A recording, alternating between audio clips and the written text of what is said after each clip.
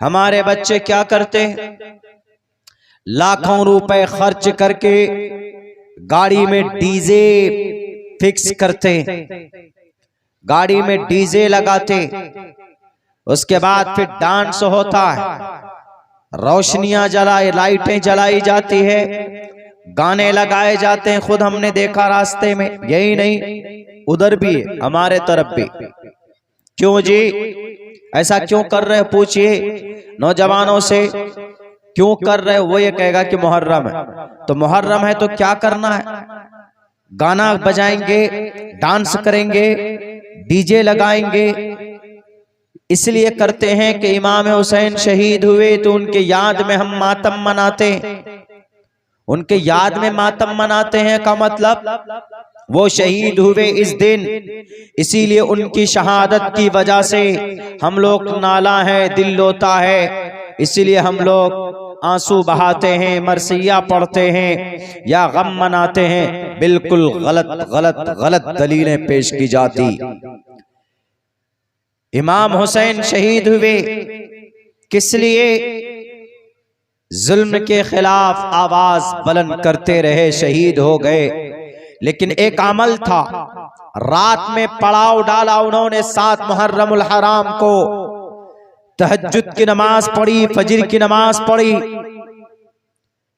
ये डीजे लगाने वाले से पूछो, क्या आप डीजे लगाते हैं या मातम मनाते हैं? आप नमाज पढ़ते हैं? इमाम हुसैन की अगर आपको याद जिंदा रखना है, अगर उनकी सुन्नत पर चलना है, तो इमाम हुसैन तो असर की नमाज में सजदे में गए, उनका सर काटा गया। जोहर की नमाज पढ़ी, जुमे का दिन था, जमात बनाकर 2 रकात नमाज पढ़ी, मुसाफिर थे। तो आप नमाज पढ़ते हो जोहर की, आप नमाज पढ़ते हो असर की नहीं। जो लोग नमाज पढ़ने जाते हैं डीजे बजाकर, उनकी भी नमाज खराब करते हो। इस मुबारक महीने में जो काम करना है मुसलमानों को वो नहीं करेंगे, खुराफात करेंगे। इमाम हुसैन का एक लक़ब पड़ा था अबुल मसाकीन, मतलब मिस्कीनों के अब्बा। उनके घर में फाका होता था, कभी दस्तरखान में कोई कुशादगी होती थी, खाना बनता था तो फकीर को बुलाकर लेकर आते थे, उनको खाना खिलाते थे। आज तुम्हारी पॉकेट में ताकत नहीं है। जो लोग इस्लाम के नाम पर डीजे बजाते हैं, गाने बजाते हैं, शराब पीकर डांस करते, क्या इमाम हुसैन के साथ जो लड़ाकू थे, जो सहाबा थे, क्या उन्होंने शराब पी थी? उन्होंने डीजे लगाया था, उन्होंने डांस किया था? तो बताओ जवानों, इसी वक्त यहीं पर डांस हम लोग भी शुरू कर देते।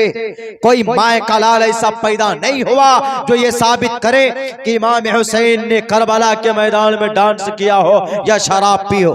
शराब तो दूर की बात, शराब तो दूर की बात जनाब, मातम भी नहीं किया उन्होंने। अपने छोटे बेटे, जब लड़ाई हो रही है, अली अकबर को उन्होंने कहा कि जाओ बेटे मुकाबला करो। नजरों के सामने जिस्म के 2 टुकड़े कर दिए जाते, दौड़कर पहुंचते, उसको उठाते, उसको उठाकर लाते, अली असगर को भेजा जाता, उनके भी जिस्म के टुकड़े कर दिए जाते। उनके जिस्म के टुकड़ों को उठाकर जमा करके और ये कहते कि बेटे तू मुझे बहुत प्यारा था, वो प्यारे होंठ जिसको मैं चूमता था, अभी तू जिंदा था, आज शहीद हो गया। करबला के मैदान में इस्लाम की आन बान शान को जिंदा रखने के लिए वो शहीद हो गए, कुर्बान हो गए, लेकिन इस्लाम को बदनाम नहीं किया। आज शराब पीकर मातम नहीं किया उन्होंने अपने बेटे के मरने पर। अगर मातम किया होता तो अपने बेटे की बॉडी के ऊपर बैठकर उबैदुल्लाह बिन ज़ियाद के फौजों को कहते कि उबैदुल्लाह मैं मुकाबला नहीं करूंगा, मुझे मातम मनाने दो। लेकिन नहीं, उन्होंने अपने बेटे की लाश रखी एक तरफ और गए खेमे में और जाकर कहा कि लाओ वो चादर जो उनकी माँ का, फातिमा रजी अल्लाह ताला अन्हा की बनाई हुई चादर का, वो चादर दो और वो टूटी हुई तलवार दो, जिस तलवार से मेरे अब्बा हैदर कर्रार मुकाबला करते थे दुश्मन से। वो टूटी हुई तलवार ली और वो उस पगड़ी को मंगवाया जो पगड़ी अल्लाह के नबी अलैहिस्सलातु वस्सलाम बांधते थे। सर पे नबी ने अपने नाना की पगड़ी बांधी, हाथ में हैदर कर्रार की तलवार ली और फिर चादर ओढ़ा उस माँ का, फातिमा रजी अल्लाह ताला अन्हा का। चले गए मैदान में मुकाबला करने के लिए। मातम नहीं मनाया था। आज नबी के शान में गुस्ताखी की जाए तो तुम्हारी जुबान नहीं खुलती, लेकिन आज जब डीजे की बारी आती तो सबसे ज्यादा तुम्हारे कमर हिलते हैं। इन सड़कों पे ट्रैफिक जाम करते हो, जुलूस निकाल लेते, ट्रैफिक को बाधित करते, किसी की साइन बोर्ड को तोड़ देते, किसी को नुकसान पहुंचाते, जबकि जानते हो कि इज़ाउल मुस्लिम हरामुन, किसी मुसलमान को तकलीफ देना कहीं से कहीं तक जायज नहीं, मुनासिब नहीं। इमाम हुसैन गए मैदान में मुकाबले के लिए, लड़ते रहे लड़ते रहे लड़ते रहे, बिल आखिर असर के बाद शहीद कर दिए जाते हैं। उनका सर तन से जुदा कर दिया जाता है उबैदुल्लाह बिन ज़ियाद के इशारे पर। और उन काफिर और मलऊन और मुशरिक लोगों ने जिन्होंने हजरत हुसैन रजी अल्लाह ताला अन्हु को शहीद किया, लेकिन फिर भी इमाम हुसैन रजी अल्लाह ताला अन्हु झुके नहीं, वहां पे गम नहीं मनाया उन्होंने। गम तो इस्लाम में जायज भी नहीं है। अगर किसी के घर में मौत हो जाए, अभी बहुत करीब के दिनों में 2-3 दिन पहले हमारे बड़े भाई तजम्मुल हुसैन साहब यहाँ पर आए हैं। इनकी बड़ी बच्ची का इंतकाल हो गया अचानक। पढ़ने में बहुत तेज थी, बहुत संजीदा मिजाज की बच्ची थी। हमारी अहलिया आई थी तो काफी क्लोज वो बच्चियां हो गई। अचानक उस बच्चे का इंतकाल हुआ। अल्लाह से दुआ कीजिए कि अल्लाह उस बच्चे के दर्जात को बुलंद करे, और जितने भी लोग इस दुनिया से जा चुके हैं अल्लाह उन तमाम मरहुमीन मरहुमात को जन्नतुल फिरदौस में आला से आला मकाम अता फरमाए। अब तजम्मुल भाई ये कहें कि नहीं हमारी बच्ची का इंतकाल हो गया, मैं सब कुछ छोड़ दूंगा, मैं बस अब गम मनाऊंगा। इस्लाम में गम, इस्लाम में आप सोग ज्यादा से ज्यादा 3 दिन तक मना सकते हैं। हाँ, यह है तकलीफ होती जरूर है अपनों के जाने पर, लेकिन यह हकीकत है। अल्लाह के नबी जिंदा रहना चाहते तो उन्हें मोहलत दी जाती, लेकिन नहीं, ये एक ऐसी हकीकत है मौत कि बड़ा से बड़ा तुर्रम खा दुनिया में आया, सबको मौत आई, मरना है सबको। कभी कभी उम्मीद के खिलाफ मौत हो जाती, बूढ़े रह जाते हैं, जवान चला जाता है, जिसके बारे में सोच नहीं सकते उनकी मौत हो जाती है। जिनके बारे में आदमी सोच नहीं सकता कि ये जिंदा रहेगा, वो बाकी रह जाते हैं, वो जिंदा रह जाते हैं काफी दिनों तक। तो सोग मनाना, गम मनाना 3 दिन तक। उम्मे हबीबा रजी अल्लाह ताला अन्हा फरमाती है कि जब उनके अब्बा का गालिबन इंतकाल हुआ तो 3 नहीं, उनके शौहर का इंतकाल हुआ तो 3 दिन के बाद फौरन उन्होंने इत्र की खुशबू मंगाकर अपनी बॉडी पर लगाकर ये कहती है मैंने सिर्फ इसलिए लगाया क्योंकि अल्लाह के नबी फरमाते हैं कि 3 दिन से अधिक आप सोग नहीं मना सकते, आप गम नहीं मना सकते। गमगीन रह होना, दिखना अलग बात, लेकिन गम मनाना 3 से अधिक जायज नहीं। और गम किन का मनाया जाता है, सोग किन का मनाया जाता है, जो दुनिया से चले जाते। लेकिन इमाम हुसैन तो चले गए, अल्लाह के रास्ते में शहीद हो गए, और जो शहीद होता है वो मुर्दा नहीं होता।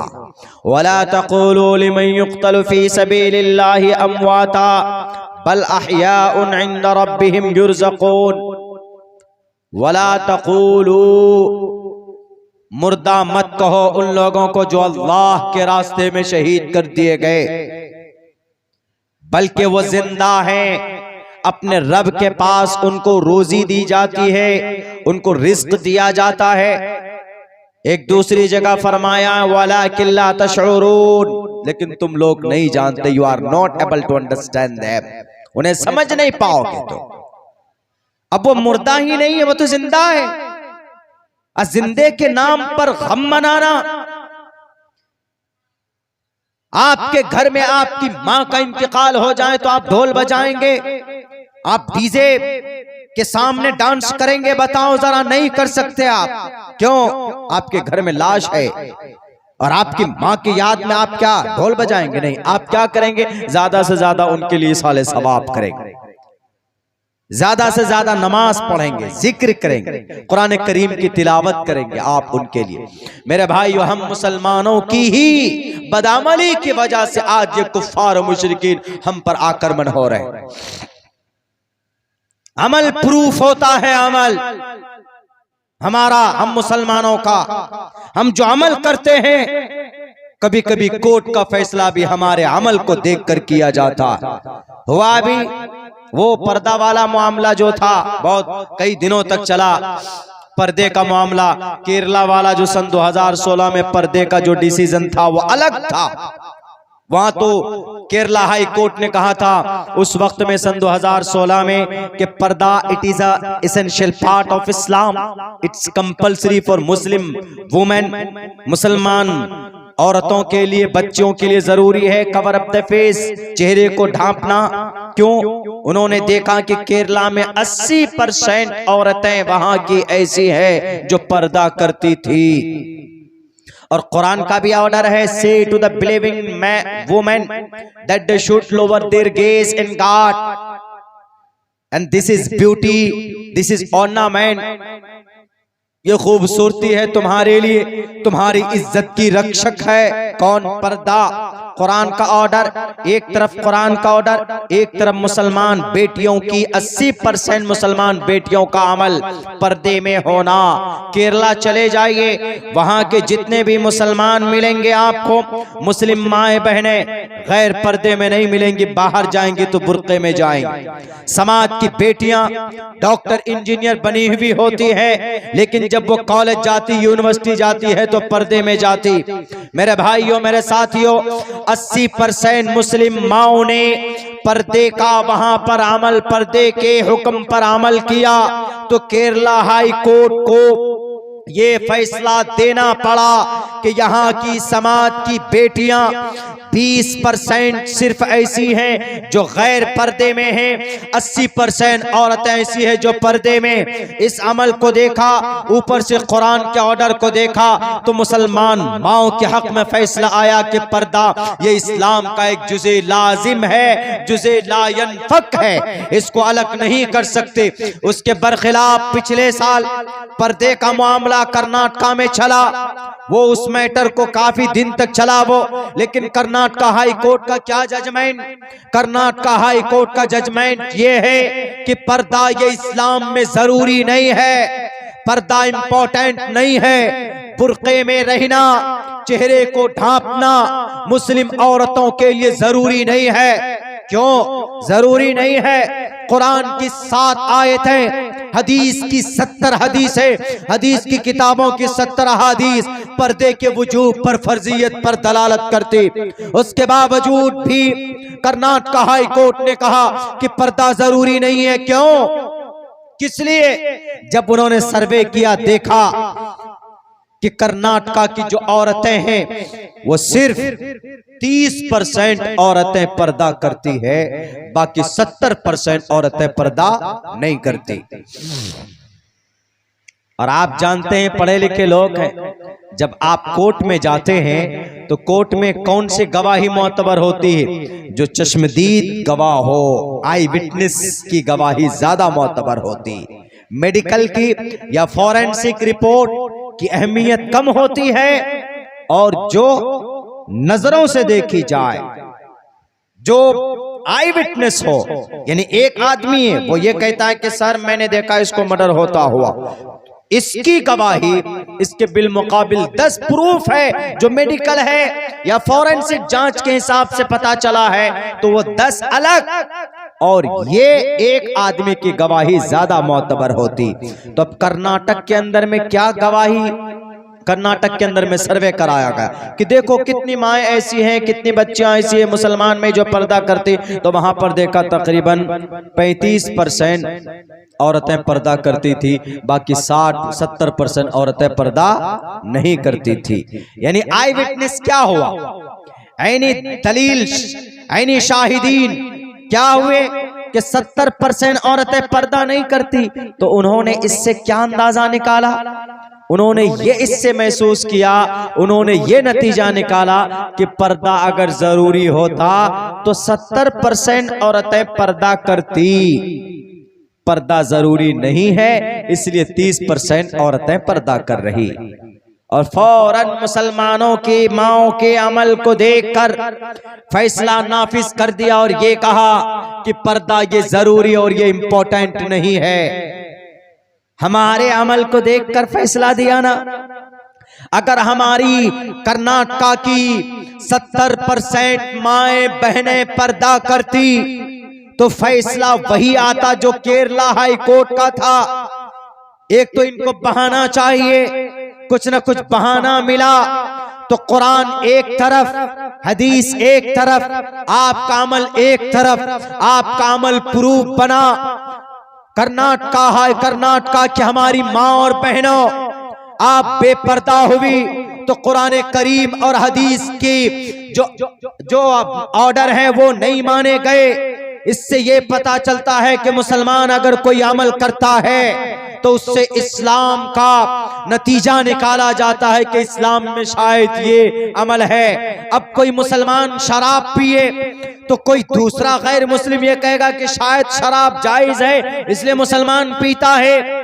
मैं 2 साल पहले शायद याद है कि मैं जब कलकत्ता में एक छोटी सी यूनिवर्सिटी, एक छोटी सी एक कोचिंग सेंटर में जब मैं जाता था, वहां किसी क्लास में तो वहां पर जो और भी स्टूडेंट थे तो उनसे कहा जाता था कि बताओ, tell me about any story, TV and music, किसी के बारे में तो वो लोग बताते थे। जब मेरी बारी आती थी, मैं मुसलमान था अकेला उस बैच में, तो जो टीचर थे वो खुद बोलते थे कि मिस्टर मोहम्मद सालिम साहब नहीं बताएंगे। क्यों? क्योंकि इनके इस्लाम में टीवी और फिल्म जायज नहीं है। वो जानते हैं इस बात को, यानी उनको मालूम है कि जो इस्लाम है उसमें शराब नहीं, जो इस्लाम है उसमें टीवी नहीं, जो इस्लाम है उसमें सूद नहीं है। वो इस बात को जानते हैं। अगर हम मुसलमान कोई अमल करते हैं तो गोया वो प्रूफ बनता है दुनिया वालों के सामने, हमारे भारत के भारतवासियों के सामने। इसलिए मुसलमानों, इस मुबारक महीने के अंदर डीजे बजाकर मुहर्रम को मत मनाओ। ये लोग ये समझेंगे कि शायद मुहर्रम में डीजे बजाना पुण्य का काम है, शायद मुहर्रम के अंदर डांस करना नेकी का काम है। खुदा के वास्ते इस्लाम को बदनाम मत करो। और शहादत की वजह से इमाम हुसैन की 61 हिजरी में शहीद हुए। 61 कब? 61 अल्लाह के नबी 61 हिजरी, अल्लाह के नबी अलैहिस्सलातु वस्सलाम की वफात के तकरीबन 51 और 50 साल बाद, आपके इंतकाल के 50 या 51 साल बाद इमाम हुसैन शहीद कर दिए गए। अगर शहादत की वजह से अगर हम गम मनाते हैं तो इमाम हुसैन रज़ी अल्लाह ताला अन्हु से भी ज्यादा खतरनाक अंदाज में कौन शहीद किए गए? हजरत हमजा रज़ी अल्लाह ताला अन्हु शहीद किए गए। हुसैन रज़ी अल्लाह ताला अन्हु को तो सैयदुल शुहदा भी नहीं कहा, यानी तमाम शहीदों का सरदार उनको नहीं कहा, लेकिन हजरत हमजा रज़ी अल्लाह ताला अन्हु को कहा। हजरत हमजा कौन? अल्लाह के नबी के चचा, करीबी चचा, बहुत करीबी। ख्वाजा अबू तालिब के वफात के बाद इन्हीं की सरपरस्ती हासिल थी। गोया के हजरत हमजा रज़ी अल्लाह ताला अन्हु इतने खतरनाक अंदाज में शहीद किए गए। अगर शहादत की वजह से गम मनाते या शहादत की वजह से मुहर्रम की फजीलत होती तो याद रखिए उमर फारूक रज़ी अल्लाह ताला अन्हु, कौन उमर? जानते हैं जिनकी वजह से इस्लाम को तक़वियत मिली थी, जिनकी वजह से 22 लाख मुरब्बा मील की दुनिया को फतह किया था। वो उमर फारूक जिन्होंने बैतुल मक़दिस को फतह किया था, वो उमर फारूक जिनकी दहाड़ की वजह से शैतान अपना रास्ता बदल देता था, वो उमर फारूक भी शहीद हुए इसी महीने में। उनके याद में तो हम कुछ नहीं बोलते, चर्चा तक नहीं करते। दर्दनाक अंदाज में शहीद किए गए मेरे